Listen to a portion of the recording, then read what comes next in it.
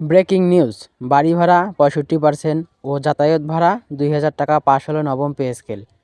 Pension ভাতায় ঐতিহাসিক পরিবর্তন, স্বস্তির নিঃশ্বাস অবসরপ্রাপ্তদের।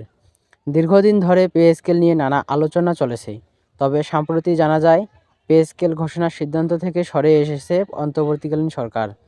তবে পে স্কেল নিয়ে অনিশ্চয়তা বৃদ্ধি পেলেও বেতন কাঠামো ঘোষণার অপেক্ষায় থাকাকালীন সময়েও বিদ্যমান বিধি অনুযায়ী মহার্ঘ ভাতা পাবেন সরকারি চাকরিজীবীরা। এদিকে সরকারি চাকরিজীবীদের সর্বোচ্চ ও সর্বনিম্ন বেতন ছাড়াও বেশ কয়েকটি গুরুত্বপূর্ণ বিষয় চূড়ান্ত করতে নবম জাতীয় পে স্কেল নিয়ে ফের সভায় বসতে যাচ্ছে পে কমিশন।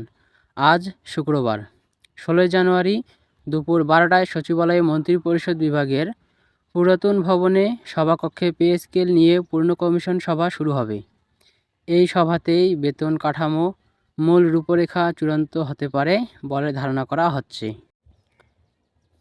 কমিশন সূত্রে জানা গেছে, কেবল সর্বোচ্চ ও সর্বনিম্ন বেতন নির্ধারণই নয়, বরং গ্রেড, সংখ্যাবিন্যাস, বাড়ি ভাড়া, চিকিৎসা ও উৎসব ভাতা এবং অবসরকালীন সুযোগ সুবিধার মতো স্পর্শকাতর বিষয়গুলো নিয়ে আজকের বৈঠক ঐকমত্যে পৌঁছানোর চেষ্টা করবেন সদস্যরা। নাম প্রকাশের অনিচ্ছুক এক সদস্য জানিয়েছেন, এবারের সুপারিশে শুধু সংখ্যা হিসাব নয়, বরং বর্তমান উচ্চ মূল্যস্ফীতি, শিক্ষা ব্যয় এবং অবসান সংকটের বাস্তব চিত্রকে প্রধান সূচক হিসেবে অন্তর্ভুক্ত করা হয়েছে।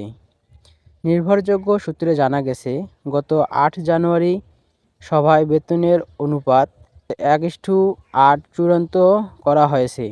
কমিশন ১:৮ ও ১:১০ এবং ১:১২ এই তিন ধরনের অনুপাত নিয়ে পর্যালোচনার পর তুলনামূলক বৈষম্যহীন ১:৮ অনুপাতটি গ্রহণ করে। সর্বনিম্ন বেতনের ক্ষেত্রে তিনটি সুনির্দিষ্ট প্রস্তাব এখন টেবিলের ওপর রয়েছে। প্রথম প্রস্তাব ২১,০০০ টাকা, দ্বিতীয় প্রস্তাব ১৭,০০০ টাকা এবং তৃতীয় প্রস্তাব ১৬,০০০ টাকা।